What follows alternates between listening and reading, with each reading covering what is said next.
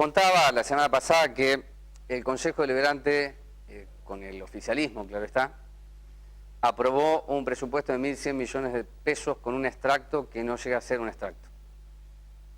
Digo esto porque recién esta semana me pude hacer de ese extracto, que no es tal, que podría ser una síntesis del extracto, y allí hay una composición por estructura programática, el cálculo de recursos, los gastos y demás. Y saqué una cuenta a partir de una información que me dio el concejal Coppola, ya me voy sentando porque hoy lo vamos a hacer distinto al programa, es cine editorial. Y en esa cuenta que pude sacar, noté que lo que se destina para la empresa El Trébol el próximo año son 257 millones de pesos. Hay otros 4 millones de pesos, dice, otros costos, que imagino que puede ser el depósito final en SEAMSE. Por lo menos hace 5 años atrás venía más detallado. Creo que con el sistema RAFAM, que tendió a la transparencia, no lo entienden ni los que elaboraban RAFAM. Pero bueno, para el Tribunal de Cuentas permite hacer una auditoría que yo la desconozco, aunque dicen que hay auditorías. Ahora, el caso particular de la basura, por lo menos en números, para que usted lo entienda, de este año que termina al próximo año, solamente de presupuesto a presupuesto, son 70 millones de pesos más. Y no es una cifra menor, con la particularidad que queda planchado el valor de la cuadra en 47 pesos, algo que a mí me llamó la atención, porque en otros presupuestos se modificaba ese valor. Ahora, lo que encuentro realmente desopilante en el desmanejo y en la corrupción es que aparecen más o menos como 600.000 cuadras que no sé cómo la dibujaron. Y eso se traduce en 31 millones de pesos. ¿Sabe cuánto se destina a presupuesto participativo para el próximo año? 7 millones. Entonces, son medidas que por lo menos nos imponen a todos volver a repensar qué es la valuación ética o la primacía moral. Si no, esto es peor que un fetiche. Bueno, está el concejal Coppola aquí en el primer bloque porque en menos de 2 horas habrá una sesión que también es extraña. Después se le voy a preguntar a Nogueira, por fuera de lo que vamos a echar con él, si él cuando fue concejal se votó alguna vez primero presupuesto y después ordenanza fiscal, tributaria y tarifaria. Yo no tengo registro de los años que trabajo aquí que pase algo así. Y el por qué, no encuentro razones, salvo probar, ¿no? Salvo probar algo, pero no sé cuál es el resultado de esa prueba. Y dentro de la fiscal, tributaria y tarifaria, hoy va a presentarse, porque no está en el papel, va a presentarse una tasa para que pague la empresa La Perlita. La idea que tiene el oficialismo es que la empresa La Perlita pague 5.000 pesos por unidad en una verificación que haría la municipalidad en la empresa. Más o menos son 420 colectivos que tiene la firma, así que al año, recién charlamos con Coppola, serán 2 millones de pesos. Bueno, si aparece esto, concejal, ¿qué hace? Gracias, Rubén. Perdón por el jueves pasado, No, que habíamos quedado, pero sí, se me complicó, así que hoy, a pesar de la sesión, bueno, estoy acá.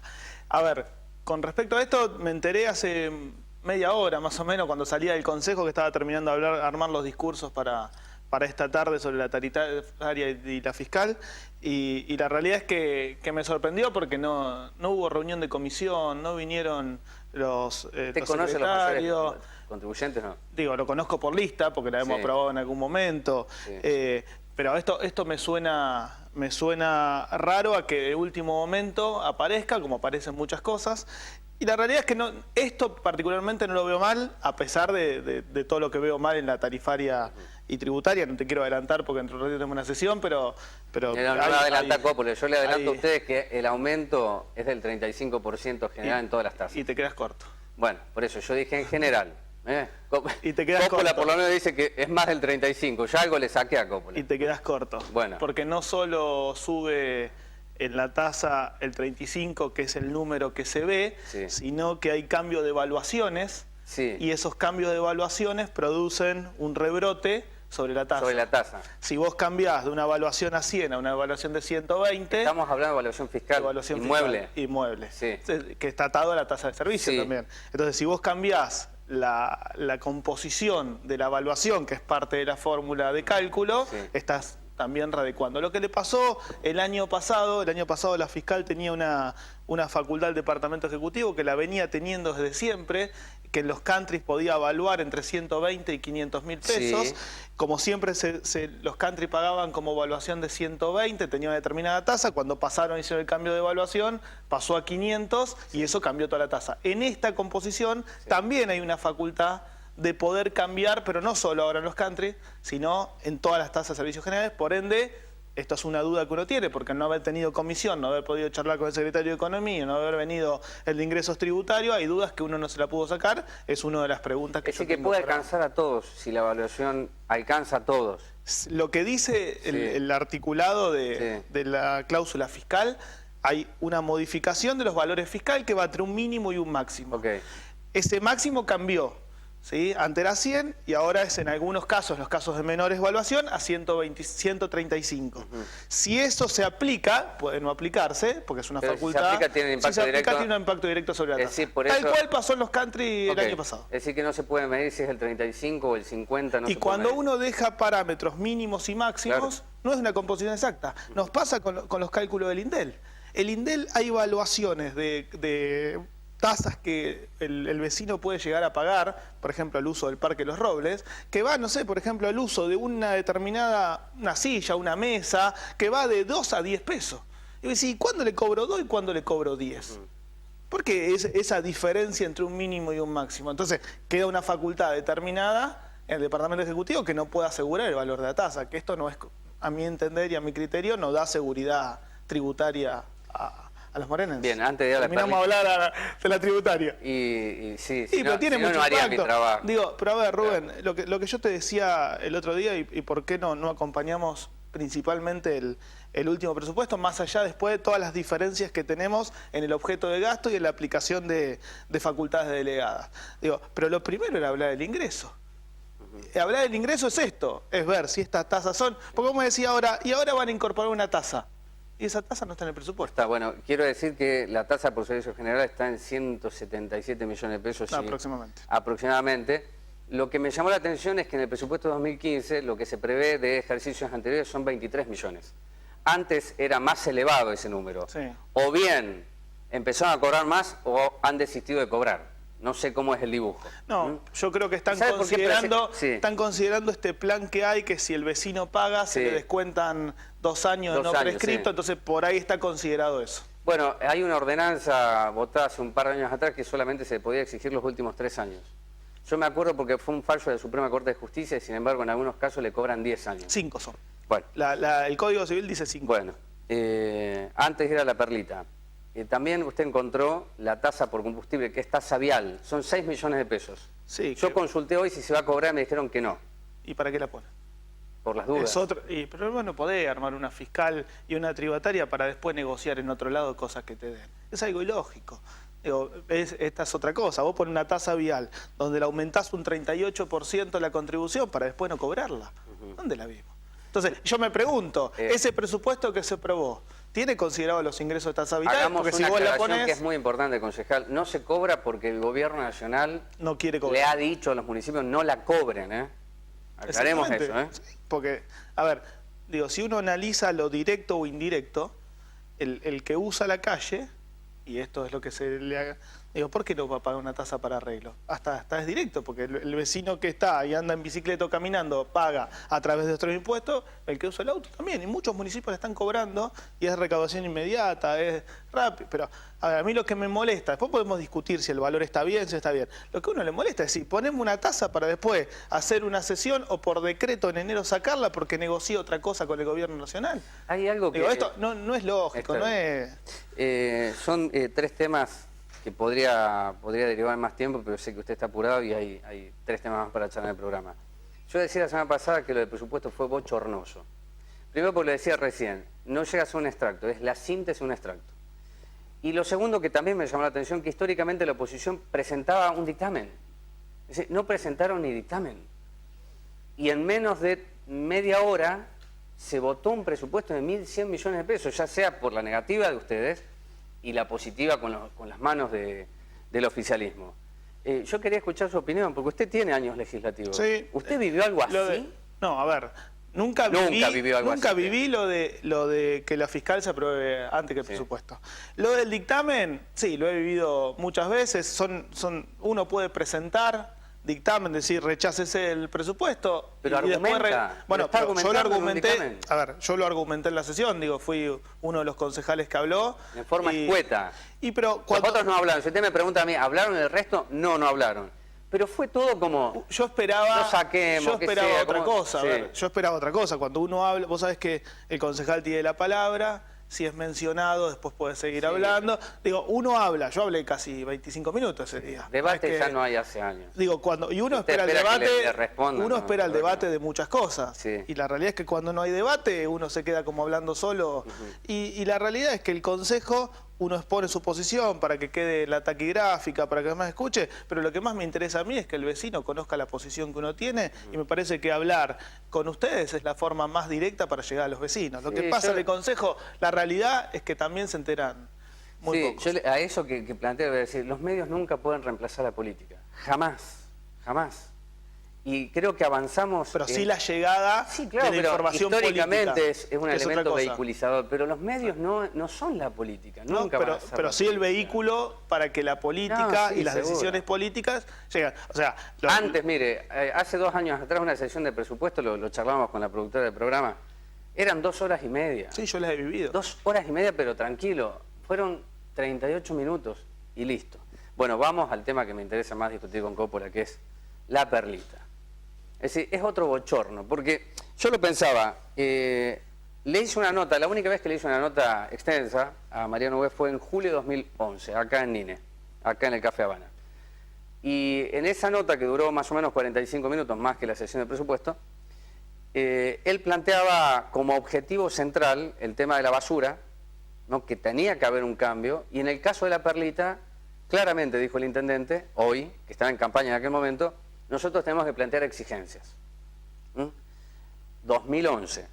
Se llegó a este año sabiendo la mayoría de los concejales, entiendo yo, que el presidente de la Perlita, Ortiz, en el año 2013, creo que fue septiembre o noviembre de 2013, presenta una carta de intención clara de que siguiese el contrato tal cual estaba por 10 años más.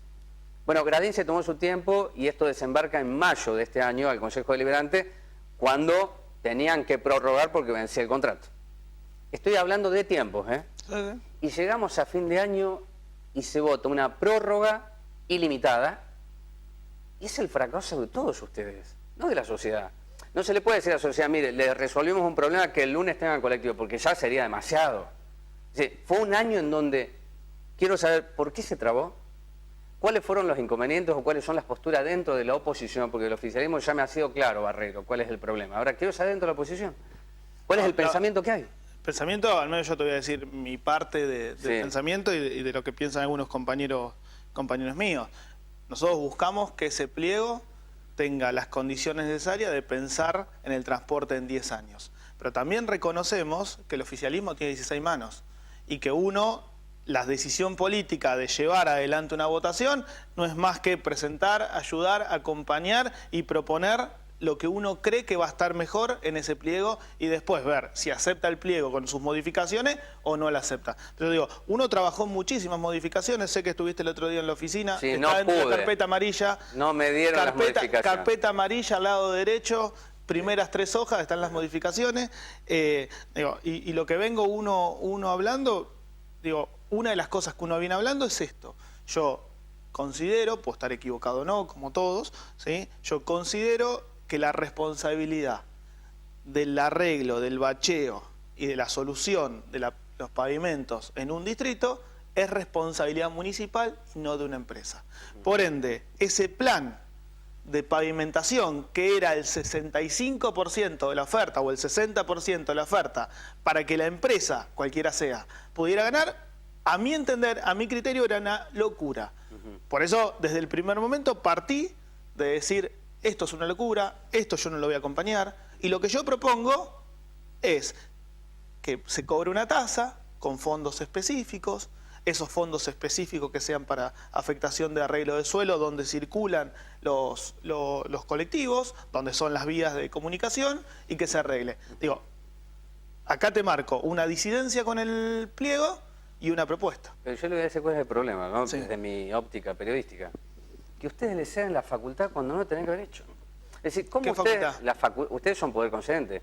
El Consejo podría elaborar un pliego, pero le dan la facultad para que lo elabore el Ejecutivo. Usted me va a decir, sí, ¿y por qué no lo hicieron? Es decir, a mí me consta que usted estuvo trabajando. ¿Usted tiene un pliego alternativo que diga, mire, ¿es esto? Sí, yo tengo, sobre Porque la el base del pliego tengo el... Bueno, porque el pliego que modificación. usted vio, y que le llegó a usted, es una copia de los servicios de recorridos, es una copia de lo que tiene la perrita en la página. Yo me tomé el pequeño trabajo de cotejar. Es lo mismo. Porque son Es los decir, servicios que están en el pliego anterior. Claro, pero no se está discutiendo el servicio. A ver, ¿cómo se puede hablar con ese pliego, que es invotable, de una transferencia política de mirar al municipio en 10 años? Es decir, nadie ha planteado aquí el servicio. ¿Cómo es el mejor servicio? ¿Más frecuencia? Nadie lo planteó. Mejor frecuencia está planteado. ¿Pero en dónde? En las alternativas En las que nosotros alternativas. hemos planteado. Mejor frecuencia está planteado. Programa de responsabilidad social está planteado. ¿Cómo es eso? El Programa de responsabilidad social, que tanto la empresa hace hincapié cuando hace sus publicidades, Sí. es que ese programa de responsabilidad social que va a llevar, a mi criterio, lo que yo propongo Sí. en mi pliego o en mi modelo de pliego, es que haya un servicio para personas que no pueden pagar, una determinada cantidad de pesos destinado a ese servicio para personas que no pueden pagar, y aparte, y que esto sea controlado por el Departamento Ejecutivo, no que los pases lo de la perlita, ¿sí? Que sea con una lista, que sea entregada antes del 1 de enero, que ese 1 de enero sea por un año, ¿sí? Sí. Y aparte, trabajar sobre obras en lugares donde la gente de Moreno necesita. La perlita es algo, es un hecho objetivo, usa el piso, las calles, ¿Sí? ¿no? Por eso tendría que pagar una tasa. Es decir, lo que quiero que quede concreto de lo que plantea Coppola es que la perlita debería pagar una tasa. Una tasa, no Una arreglar tasa. la calle, que es una cosa distinta. Entonces, esa tasa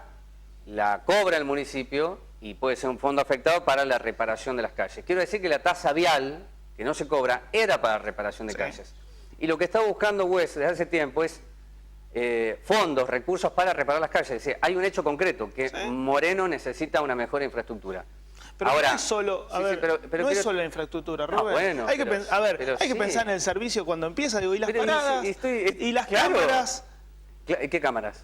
cámara en las paradas. Si tenemos un centro de monitoreo. Bueno, ¿y quién para- lo paga eso? Pero debería estar en el pliego. Sí, eso debería exigirse a cualquiera de la empresa que gane una Sí. determinada cantidad de paradas colocar por año, una determinada cantidad de cámaras colocar por año. Que la empresa que gane o las Que la- empresas. O las empresas Sí. que ganen Sí. coloquen la infraestructura en determinados lugares. Pero no toda junta el primer año. Digo, el primer año una determinada cantidad, el segundo año, y llegar a los 10 años con un servicio distinto. Digo, las cámaras, tranquilamente, si las empresas que ganan pusieran cámaras en los lugares donde la gente espera el servicio y el municipio se compromete a conectarlas con los centros de monitoreo, seguramente en 10 años no vamos a tener 48 cámaras. Le hago una Digo, pre- y eso sí. puede estar en el pliego. Sí, puede ser claro. un requisito para el pliego, ¿por qué no? Sí, pero por supuesto. Entonces, eso es pensar en el servicio. ¿Qué pasa con las personas con capacidad distinta? Digo, yo creo que hay que pensar en esa situación. ¿Se puede resolver de un día para otro? No, pero pensemos en el primer año, pensemos en el segundo año, pensemos en el tercer año. a ver, yo lo que voy Digo, a- pensemos en 10 años. O sea, yo lo que puedo discutir es, se le dio durante 10 años todas las ventajas a la perlita. La perlita no es una pequeña empresa, es un monopolio. ¿Sí? Entonces, la empresa tiene que cumplir primero, hoy, me parece a mí, con una decisión de provincia, que los colectivos tienen ese piso bajo. Que Es los la decisión motores, nueva los que hay. motores no tienen que estar delante, tienen que estar atrás.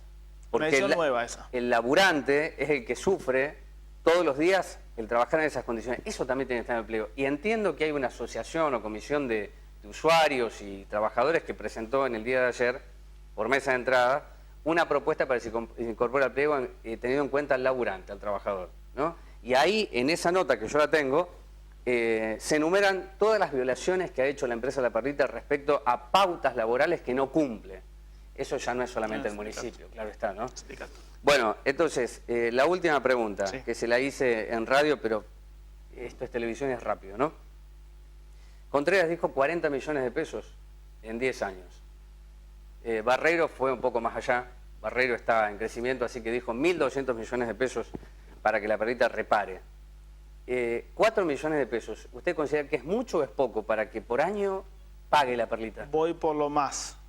1.200 me parece una locura. Sí. voy por lo menos. Sí. ¿Sí?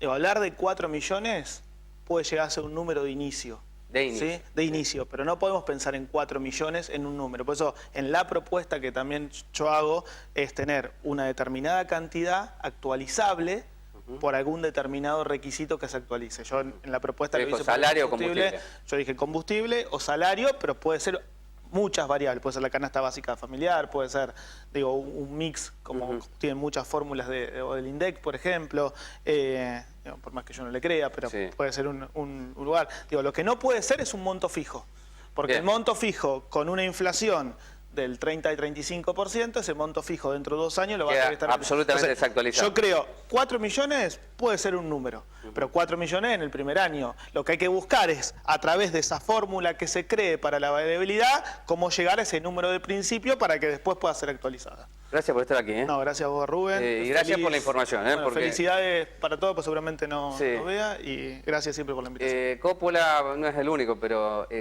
concejales que uno pide la información que es pública y está. Yo voy a decir una sola cosa que me quedó de la sesión de la prórroga del pliego. Alagastino, que es del Frente para la Victoria, se abstuvo. Feste y Giselle González, que son del Frente para la Victoria, rechazaron.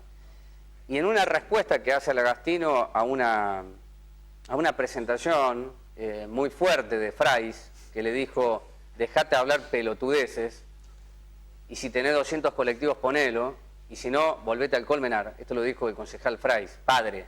También está sentado en el recinto el hijo. Alagastino dijo esto: cuando vino el responsable de transporte de provincia a una reunión, no fue nadie. Fui yo solo, dijo Alagastino. Entonces, me pregunto, cuando entre los argumentos que escuché en las últimas semanas, que se tiene que pedir ayuda a provincia y a la nación, cuando vino el de provincia, ¿por qué no fue nadie? Esto dijo Alagastino en el recinto, salvo que mienta Alagastino, ¿no? Pero esto es lo que pasó públicamente. La Perlita es un monopolio y tiene mucho poder, no solamente económico, tiene llegada. Y eso explica que el año cierra así, podrá descorchar la empresa, como lo viene haciendo hace mucho tiempo, no 10 años, 50. Bueno, pausa y luego la productora decide quién viene. Coppola será la sesión, la última del año.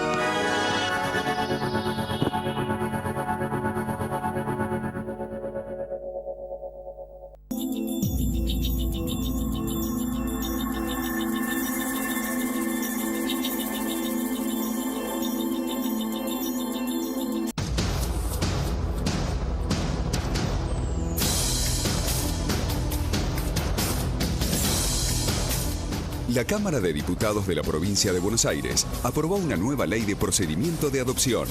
La norma fija un plazo de 6 meses a los jueces para decidir sobre la situación de los menores en estado de vulnerabilidad. Trabajamos para que todos los niños puedan crecer y desarrollarse en el seno de una familia que los contenga y les brinde amor.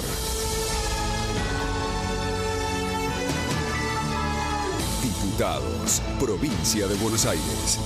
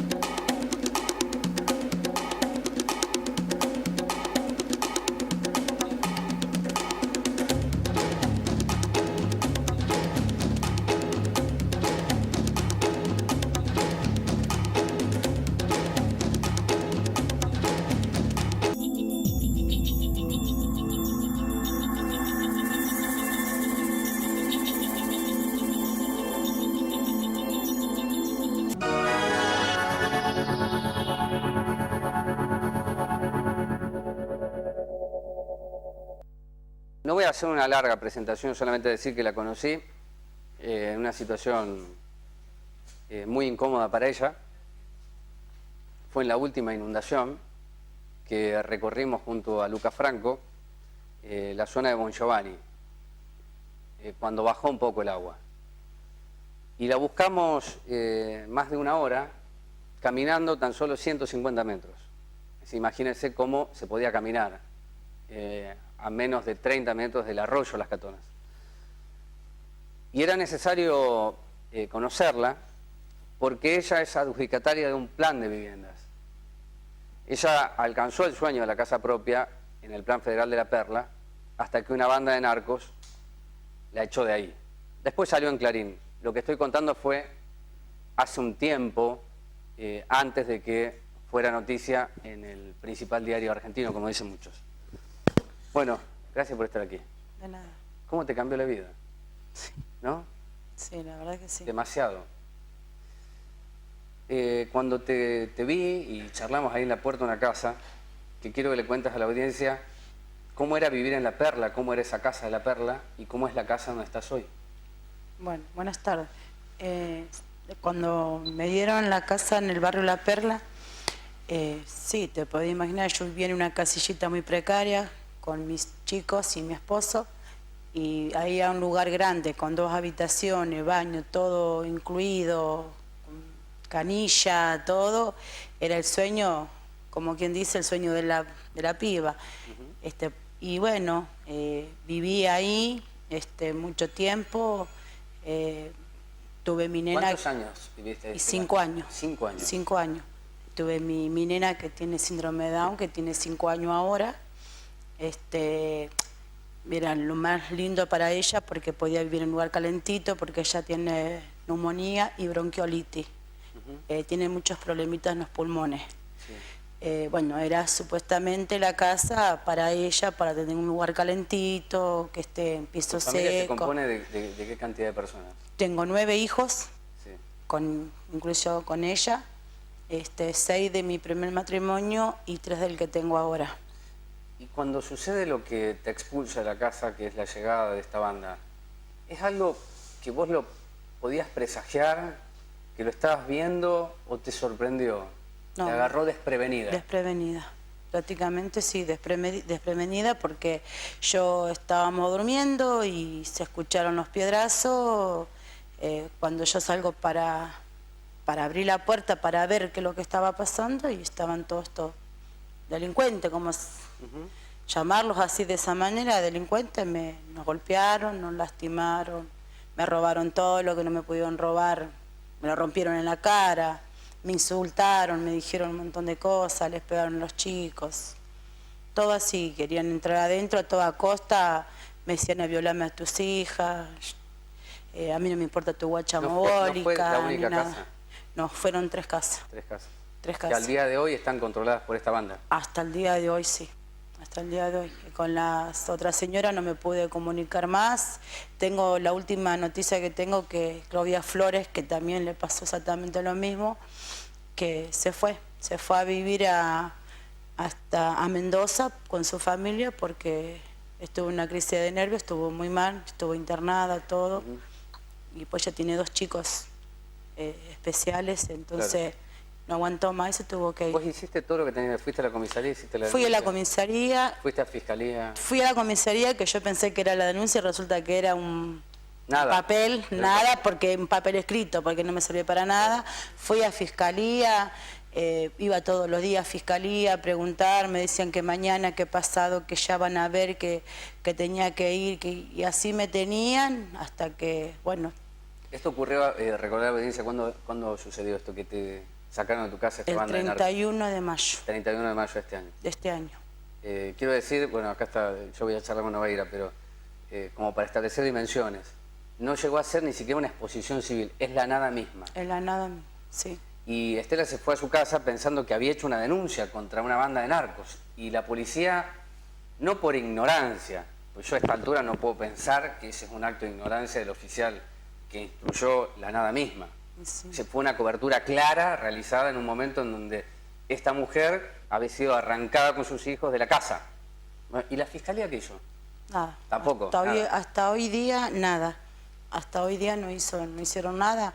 Es más, había 7 patrulleros esa misma noche y ningún policía hizo nada. Cerca en la rotonda donde nosotros vivíamos, en la rotonda que está en el fondo, y en la entrada de mi casa, cerca del colegio y cerca del jardín, porque el colegio y el jardín está a media cuadra. Vos estuviste 5 años viviendo ahí, Estela. Sí. ¿Cuándo la droga empezó a provocar Desde que llegamos al barrio. desde que vos llegaste al barrio? Hace 5 años. Hace 5 años, sí, desde que llegamos al barrio. Lo que pasa es que no estaba bien vista, hasta que como que salió a la luz después. Porque primero es como que lo tenían muy guardado y después ya empezaron a salir. ¿Vos Ya. fuiste a liduar al Sí. municipio? Saben, es decir, saben que a vos Sí, te sacaron de hablamos la con casa el- donde sos adjudicataria. Sí, con el secretario del intendente. Ujú. Hablamos todo. Bueno, me prometió que me iba a ayudar, que iba a ver cómo podía arreglar y todo eso, pero hasta hoy lo único que me entregaron fue colchones, frazada, agua y un poco de mercadería. Vos lo que necesitas Una casa. es una casa. No, Yo ahí. necesito una casa. No, ahí. No. Vos no podrías volver ahí. No, porque Jamás antes, volverías cuando ahí. fue la tormenta, se me volaron todas las chapas donde estoy viviendo ahora. Y se me cayó en la mitad de una pared, desde de madera.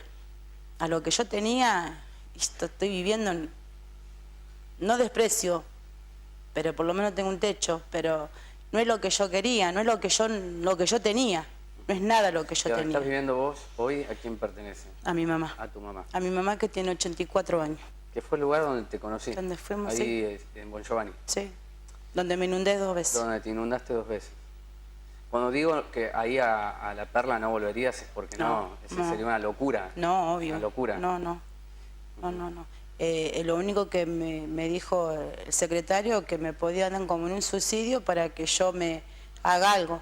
Lo único que me dijeron, otra vuelta me llamaron, me dijeron que me iban a dar 10.000 pesos. Que ¿Y qué yo, hace- y qué hace que yo con eso? buscara una base de 10.000 pesos, nada más. Materiales que compre que marque 10.000 pesos. ¿Y qué hago con 10.000 pesos? Mi marido es albañil, me dijo, gorda, hacemos la base, nada más. Ni llegamos a terminar la base con 10.000 pesos. Estela, ¿fue un auto negro a tu casa? Sí, ¿Cuándo? el viernes. Este viernes. El viernes, ¿qué pasó? el viernes que pasó. A la mañana. A la tarde. A la tarde me llamaron por teléfono, me dijeron que iba de parte de Fiscalía, 2 oficiales me dijeron, y me dice, tenemos que hablar con usted por asunto de la Fiscalía, a las 5 de la tarde.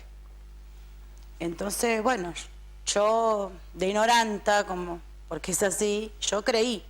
Ellos fueron a mi casa, a la casa de mi mamá, me pidieron la dirección, bien, donde yo estaba Ellos no viviendo. sabían dónde No estabas sabía, viviendo. no. Ah. Ellos me pidieron la dirección. Discúlpame, vos cuando hiciste la denuncia, ¿asentaste la dirección en Fiscalía donde estás viviendo hoy? Donde estoy en Fiscalía, En Fiscalía sí. En Fiscalía Y te llaman sí. de Fiscalía para pedirte la dirección. Ese día. Supuesto policía, Este sí. supuesto policía te llama. Sí. De la calle, no, Sí, sí, no de sí. Fiscalía, en la calle. Entonces yo le doy la dirección, me dijo, vamos en un auto particular, vamos a ir de civil para no levantar sospecha. Bueno, llegaron a la casa, no me dieron nombre, ni una chapa, ni me dijeron somos el policía tenemos nada. ¿Y qué te preguntaron, Estela? ¿Qué me había pasado allá? ¿Por qué me habían desalojado en la casa? Le conté todo cómo fue y me pedían número de teléfono de algún vecino como para ir a hacer averiguar cómo era yo en el barrio. Claro. Porque dice que no pueden creer ellos que me hayan hecho lo que me hicieron. Y habiendo policía, ningún policía se metía. Claro, pero te preguntaron lo que vos ya denunciaste. Sí, que yo le dije, yo me cansé ya de, ¿Y decir, entonces? de denunciar y le digo, en Fiscalía está toda la denuncia, tengo Eso todos los fue lo único que papeles. hicieron.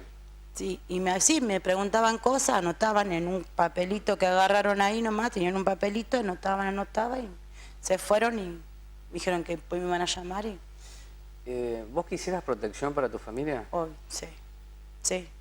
sí, porque ya salir a la calle tengo que salir o con mi hermana, con alguno de mis hijos o con mi marido. Mi marido trabaja ahora, él se va a las 5 de la mañana y vuelve a las 9 de la noche. Tengo miedo por los chicos, más que nada, por los chicos más chicos. Ahora van a empezar después el colegio. No pueden salir a ningún lado porque sí, tengo miedo. No solo por mí misma, sino por mi mamá. Claro. Mi mamá es una persona muy mayor y es enferma. Y si a ella le llega a pasar algo, no sé. Y sí, miedo tengo. Lo último, salió una nota en Clarín, ¿no? Sí. ¿Cambió algo en tu vida? No. No. Nada. Nada. Nadie te llamó. No. Nadie, nada. Después de la nota aparece el auto negro, el llamado. Sí, después de la nota sí. Sí, después sí me salió viene el auto este negro, de civil, ya te digo, porque eran de civil, no estaba. Bueno, la próxima si vas, sabes lo que tenés que hacer, ¿no? Sí. Hacerle caso a tu compañero. A mi compañero, sí. Bueno, cuídate mucho, gracias por estar No, aquí. por favor. Gracias por tu valentía. Gracias por invitarme. Vamos a la pausa, ya venimos.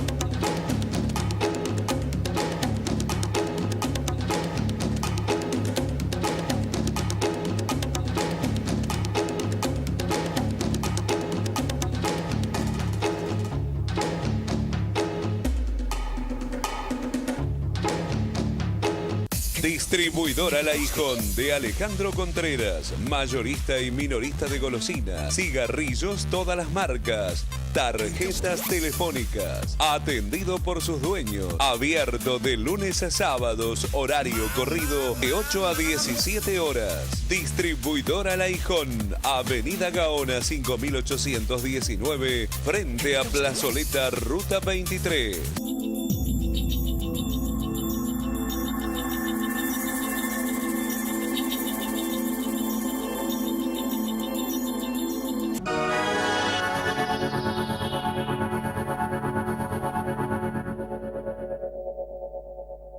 Voy a la de Jules. Bueno, hoy se produjo un acontecimiento político, para decirlo de alguna manera, de algo que originó el fiscal Lorenzo y que nadie, por lo menos de la gente que yo he consultado, pensó en algún momento que podía llegar a una instancia de juicio oral. Entonces, lo primero que hay que aclarar, que me parece necesario, es que se llega a la instancia de juicio oral por decisión de una persona que es Oscar Paso, que es el imputado que llega, porque los otros que son policías y un civil aceptaron un juicio abreviado. Aceptaron un juicio abreviado. Es decir, Oscar Paso decide ir a esa instancia para demostrar su inocencia. Los policías que participan en un procedimiento tan raro, no por lo que se encuentra, sino raro por lo que es el procedimiento de la policía, aceptan algo que se llama juicio abreviado, que en teoría garantiza culpabilidad. Sí, nada. Que es la nada misma, es la culpabilidad. Entonces, lo primero para consultarle al doctor Noguera, que fue el abogado defensor de Oscar Paso, que estaba a cargo del área de logística, no de la policía, como se dijo, sino de la municipalidad, ¿era imposible, doctor, una absolución si hay 4 personas que asumieron la culpabilidad en un juicio abreviado? Bueno, sería ciertamente, por lo menos una presunción la mía. No, es una realidad. Digamos, es difícil remontar la inocencia de uno de los 5 imputados cuando 4 ya decidieron aceptar la culpa sin ir a discutir. Digamos, el juicio oral no es ni más ni menos que el juicio de la Constitución. Y el juicio abreviado es uno de los tantos parches que han sucedido en la provincia de Buenos Aires y que implica llegar a una condena sin discutir nada. Ahora, doctor, ¿por qué 4 aceptan un juicio abreviado? Es que había tantas pruebas que demostraban que efectivamente era imposible defender la inocencia, porque la verdad es un elemento que a mí me genera una inquietud. Sí, es una cosa rara, digamos, yo no entiendo, no sé si hay algo detrás de bambalinas, pero yo diría que hubo un mal asesoramiento, ciertamente. Una mala praxis, nada más que cuando hay mala praxis de un médico se muere el paciente. Cuando hay mala praxis de un abogado, el tipo llega a tener una condena sin que se haya discutido. En este caso es más grave aún, porque aún un civil que teóricamente participaba en el hecho, fue condenado por peculado, que es un delito típico de los empleados de la administración. O sea que una cosa loca, no ha pasado ningún filtro profundo. Y el juicio abreviado es eso, se ponen de acuerdo en el monto de la pena y no se discute nada. ¿Qué elemento material tenía la causa que llega a ser ventilada en las jornadas de debate, en donde el tribunal, yo entiendo que no puede tomar esa instrucción penal preparatoria, sino que tiene que en esas jornadas elaborar algún tipo de concepto que lleve a la absolución, a la condena, que en este caso fue una condena de 3 años en suspenso para Oscar Paso? Pero ¿qué elementos materiales tenía la causa?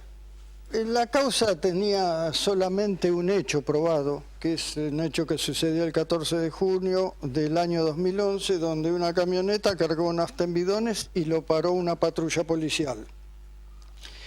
Yo estoy absolutamente convencido que el procedimiento es un procedimiento que debió ser anulado por el tribunal, y así lo planteamos, y me parece que la policía iba predeterminada sabiendo que el hecho iba a suceder, y por alguna circunstancia que no se pudo determinar, decidieron que iban a hacer el procedimiento.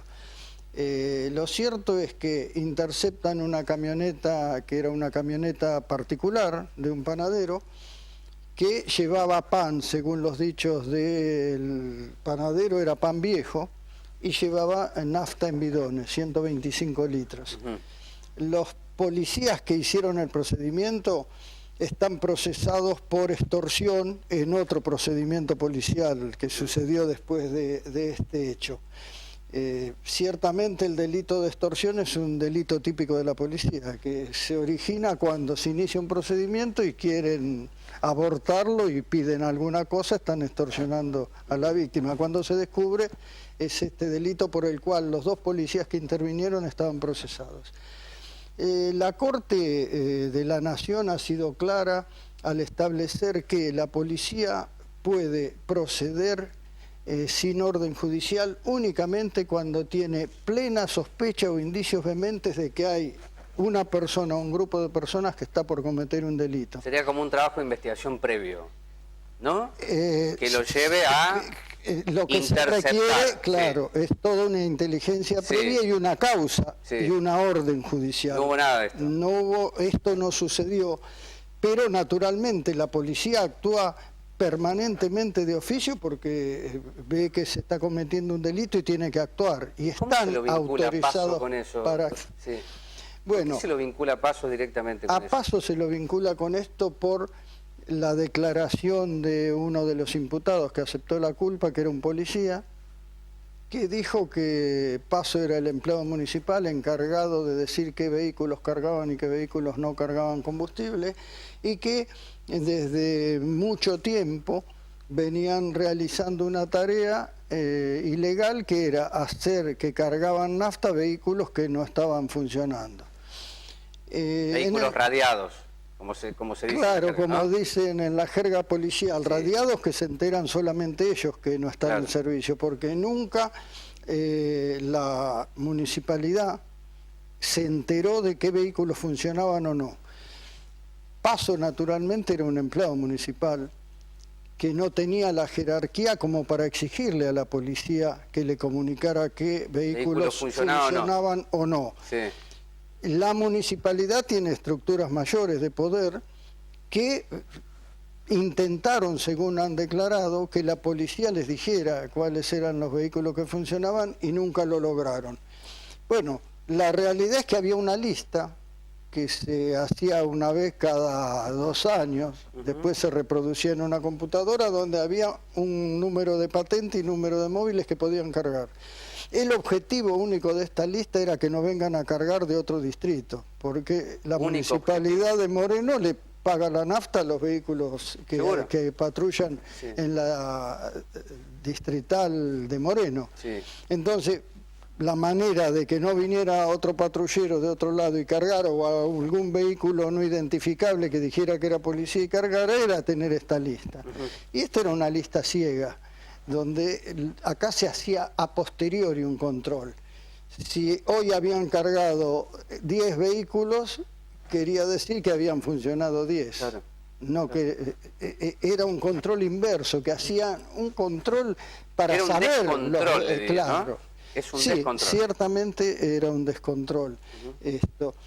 Bueno, así llegamos al juicio oral, bien decís vos, y bien dijo Paso cuando dijo sus últimas palabras, que él nunca en su vida había robado nada y que había trabajado toda la vida. Los testigos dijeron que Paso nunca se había enriquecido ni había variado su forma de vida, pero ciertamente resultó condenado por el delito de peculado y por asociación ilícita como integrante. Bueno, ahí vamos a un elemento que es para mí central, doctor Nogueira. ¿Quedó como jefe de la asociación ilícita, Paso? No, Paso fue condenado como integrante de una asociación ilícita y como consecuencia de esta calificación que dio el tribunal y como lo fundamentó en su fallo, dice que asumiendo la obligación de denunciar que tienen los funcionarios que pueden conocer algo que puede constituirse en un delito, sacan copias de la causa y la mandan al fiscal general para que se investigue la posible participación de otra gente en esta asociación. Porque claro, si hay una asociación ilícita y los condenados hasta ahora son integrantes, tiene que haber un organizador. No, es el jefe, o los un jefes. jefe. ¿No? Bueno, esto es lo que el tribunal le dice al fiscal general que tiene que investigar. Naturalmente, en el sistema acusatorio, el dueño de la acción es el Ministerio Público, Claro. o sea, la Fiscalía. El fiscal general dirá esto no es nada y lo tirará a la basura, o dirá esto tiene fundamento y se iniciará y puede una ir para investigación que debiera avanzar, ¿no? El ir para adelante, doctor Nogueira, dos preguntas finales. El ir para adelante es quienes estaban sí con funciones jerárquicas que en todo caso debían controlar a Paso. ¿Es así? El ir para adelante es investigar todos los que pueden haber participado de esta circunstancia.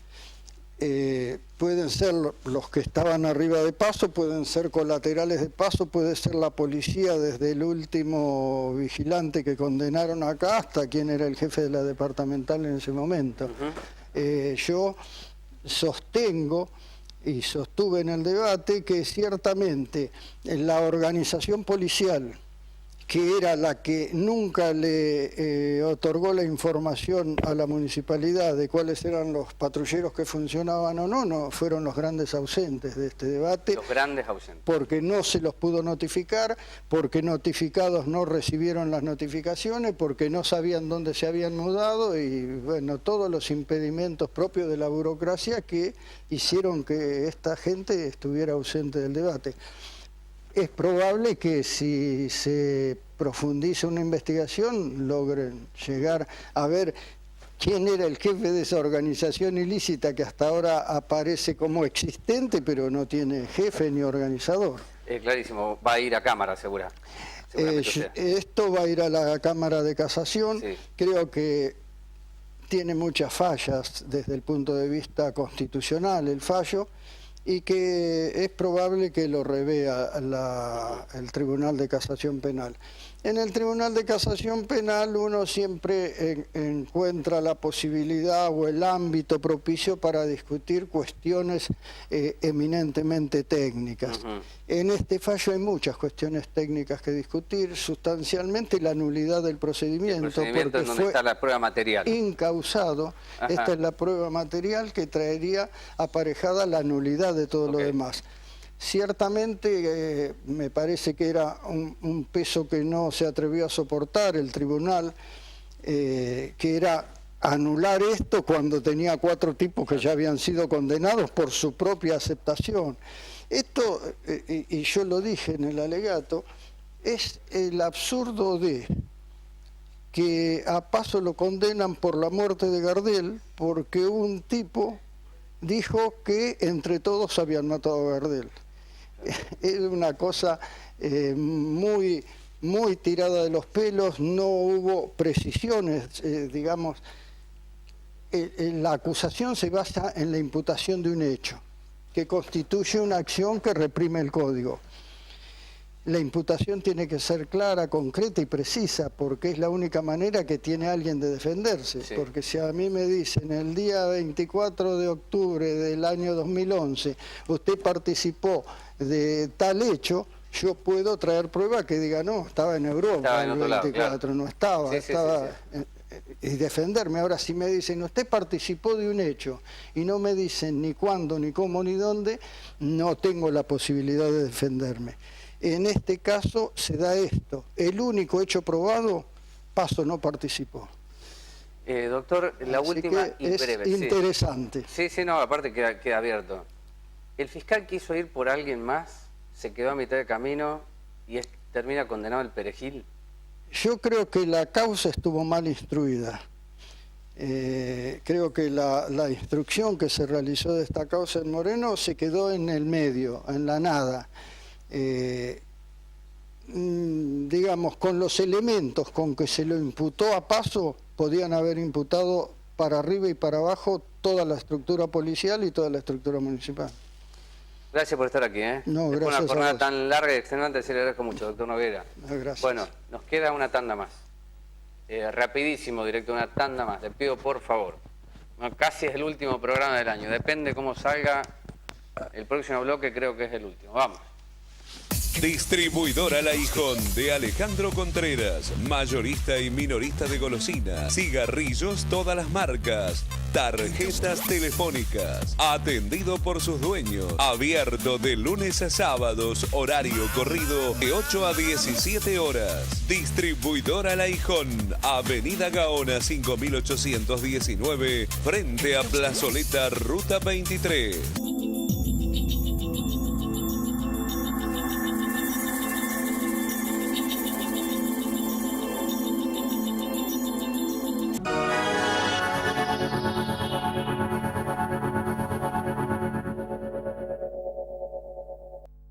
Lo tenemos a Carlos López.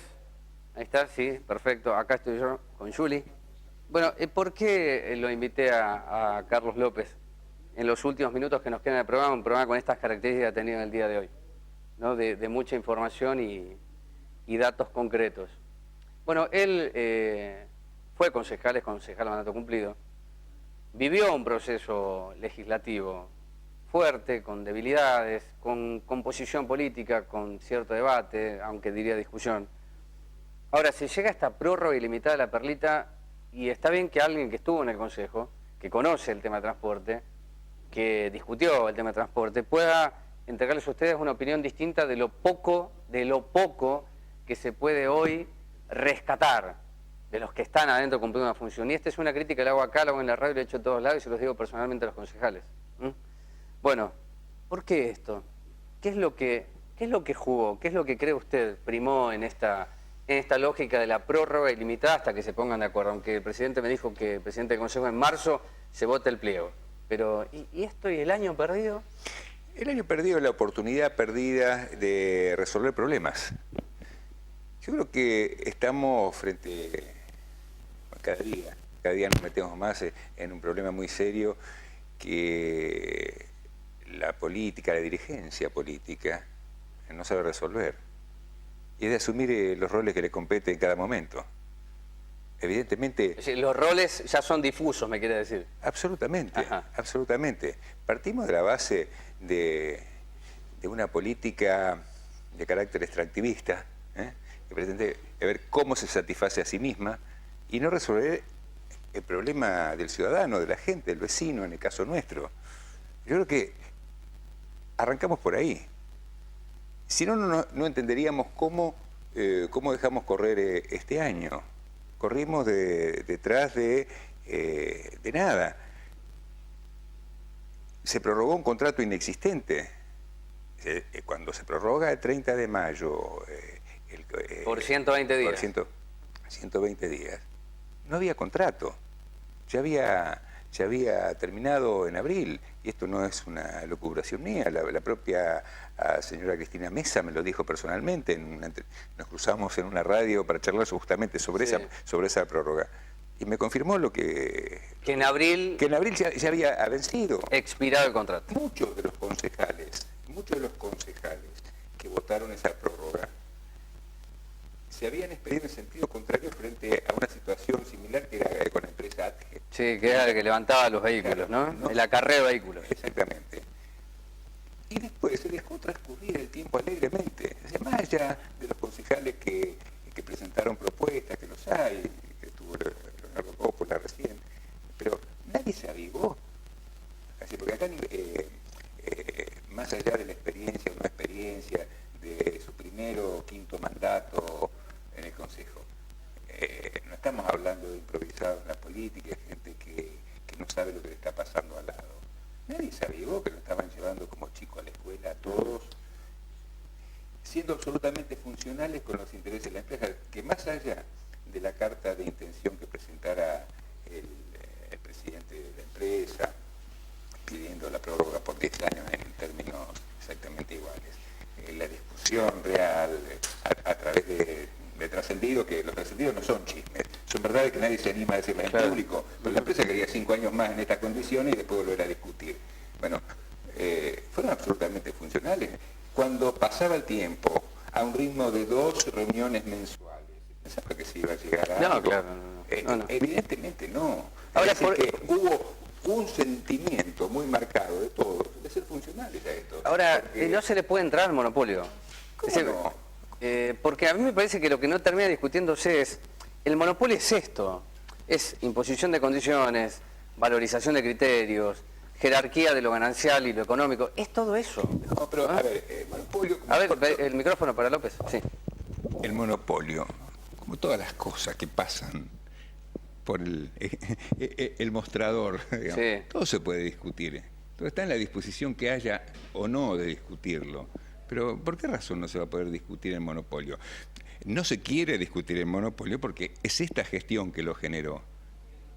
Y no fue casualmente. Todos fuimos testigos en 2002, el 8 de julio de 2002, para ser preciso, cómo se sacaba a la última empresa comercial, Mariano Moreno. a la Mariano Moreno, de la escena del transporte pasajero local. Es decir, y ahí puedo decir que todos fueron partícipe de eso.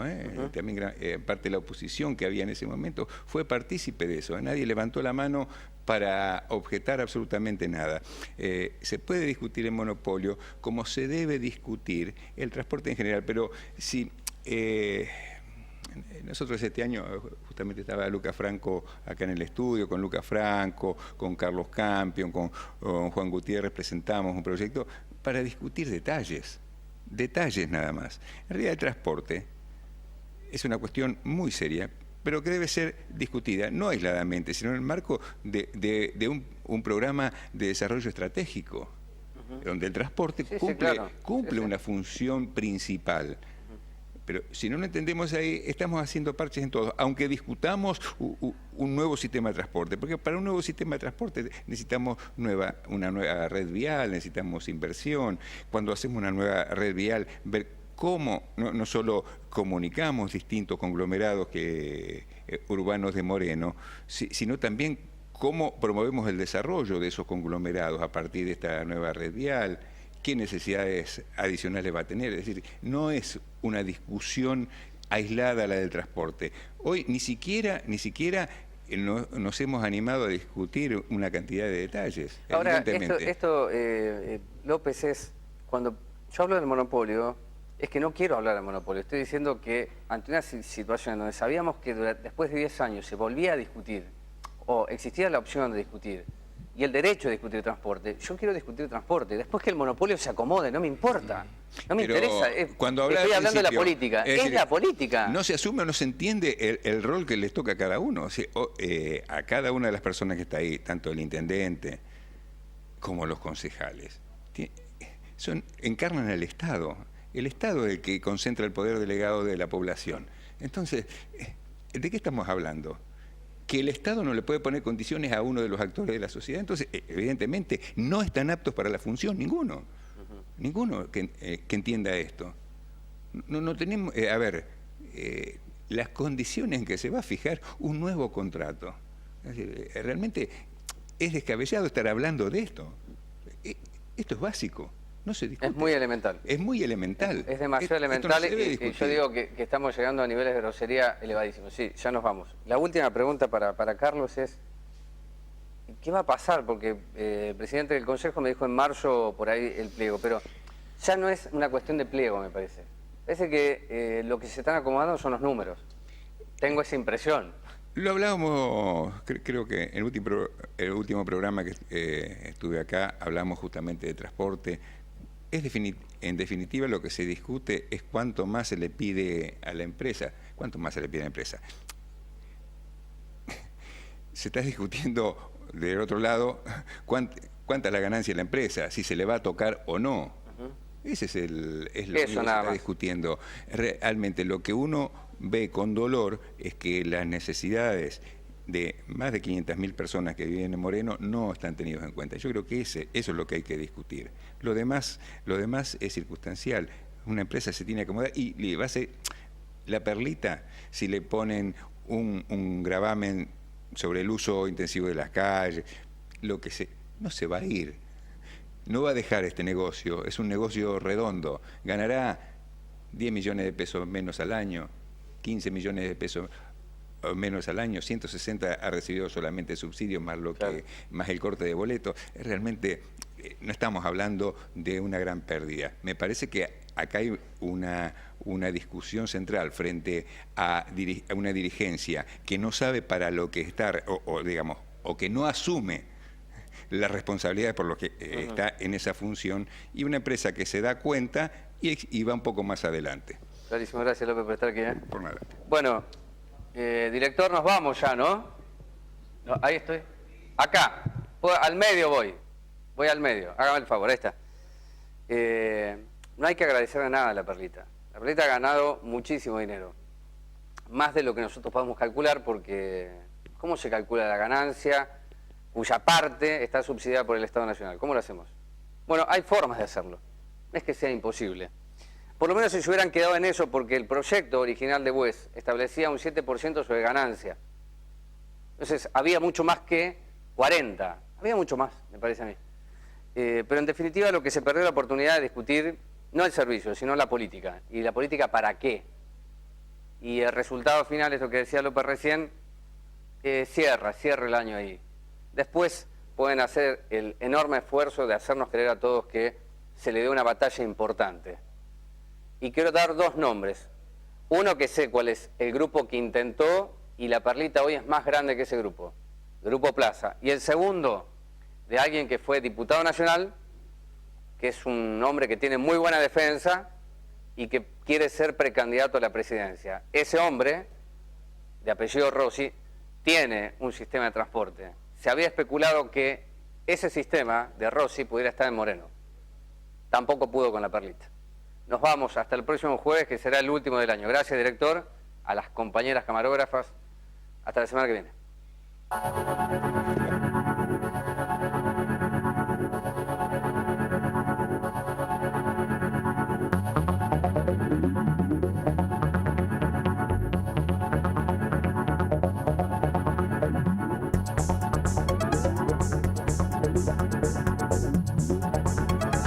AEO Islamia.